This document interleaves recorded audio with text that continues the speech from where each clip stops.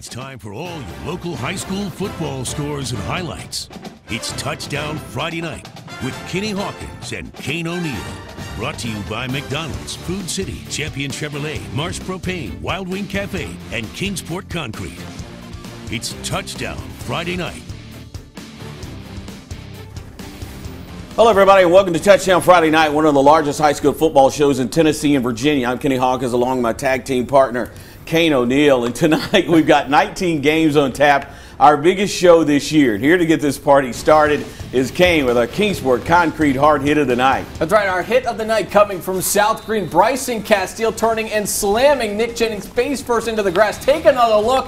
That one has to hurt. More from this game coming up a little later on. Kenny?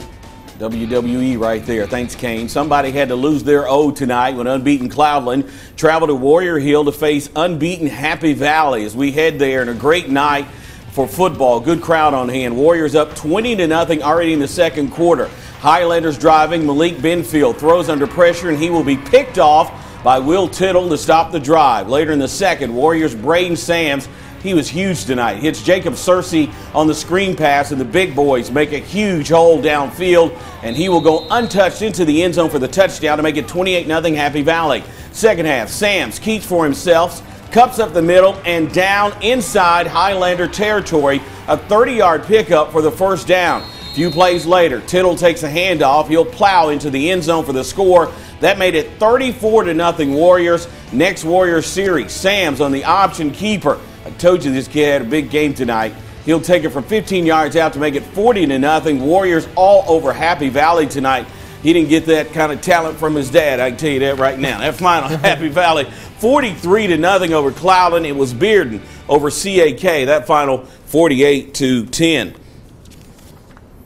Daniel Boone Trailblazers would meet the Sykesville Hilltoppers at Hale Stadium. Blazers playing without their starting quarterback Noah Shelton and running back Charlie Cole because of injury. Are you kidding me? Hilltoppers took advantage. Jalen Adams getting the game started early. He gets the snap, looks around, decides, hey, I got this. In and out, can't be caught. Down the near sideline, over the goal line, putting 6 points on the board for the Hilltoppers just 2 minutes into the game. Boone would turn the ball over. Hilltoppers would do it again. Adams looking, finds Andre Butler with a bullet into the end zone for another touchdown. That made it 13-0.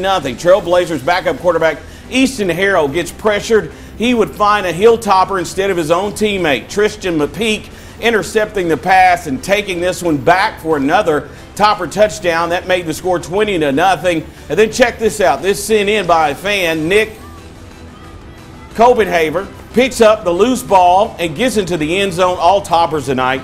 They go on and win big over Daniel Boone by the final of 63-6. It was Jefferson County beating William Blount tonight, 27-17.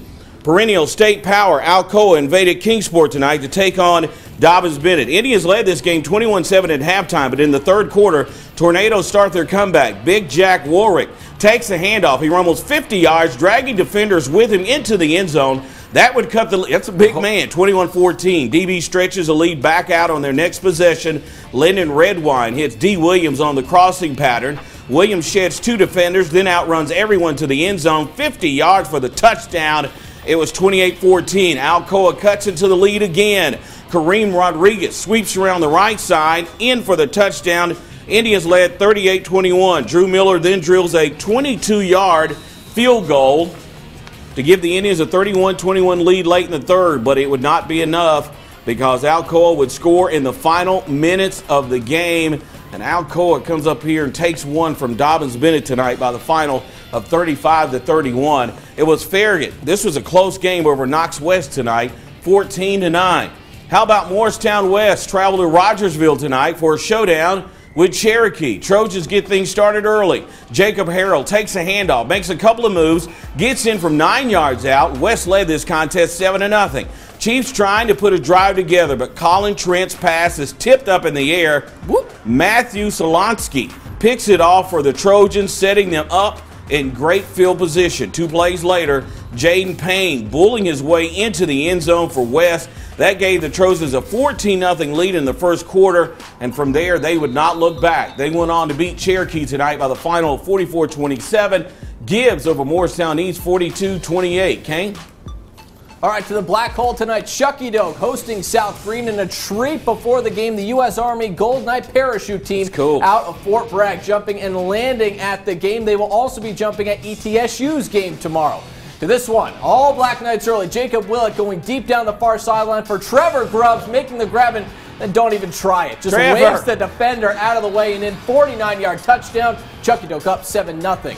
Later in the first, Peyton Fletcher taking the handoff, getting around the left side, shaking off a few defenders, and in from 10 yards out. Black Knights taking a 14-0 lead, and the defense keeping the Rebels off of the board tonight. Meshach Parman spins the QB, and Jake Kirk taking him down for the sack. Black Knights win this one 14-0. Pigeon Forge taking down Cook County 28-21. All right, Kenny. David Crockett hosting Hampton tonight. A strange moment at the end of the first half. After a Hampton touchdown, Kenny, do you see any yellow defenders in sight? After a penalty on the extra point, Crockett head coach Gerald Sensabaugh pulled the team to the sideline, then had them stand on the end line. That's where you see no one. Hampton, of course, goes for 2 and easily gets in. Obviously, Sensabaugh trying to give his team a lesson, but they head into the break down 15-14. So very strange, but it worked. Crockett quickly getting on the board in the third. Manny Gammon taking the handoff up the middle, shakes a defender, and getting in from 17 yards out. Pioneers up 20-15. Hampton, though, getting it right back behind Hunter Davenport, finding a hole on the right side and turning on the burners. 20 yards to the house. Bulldogs back on top, 23-20, but the Pioneers fire back again. And again, it's Gammon finding his way into the end zone from 14 yards out. Pioneers win a strange one, back and forth, 56-39. It was Granger all over Volunteer tonight, 46-0. It was the Elizabethton Cyclones traveling to the Stone Castle this evening to face Tennessee High. And Corey Russell did what Corey Russell does, and that is breaking tackles and making nice runs. And it looks like after breaking a couple there, he is going to get into the end zone, but can't touch the white line right there. Getting out right at the 14-yard line. A couple plays later, Carter Everett finds Ryan Wetzel on the fade pattern for the score. Cyclones up 7-0. In the second quarter, Elizabethton, Everett, and Wetzel, they hook up again as Wetzel out-jumps the defender for the touchdown. Nice play. We head to the scoreboard. It was Elizabethton taking down Tennessee High 35-16, and Union County taking down Hancock County 35-14. That's 7 down and still 12 more to go as we finish off Tennessee and then head to Southwest Virginia. But first, here's the Daniel Boone Marching Band to help take us to break.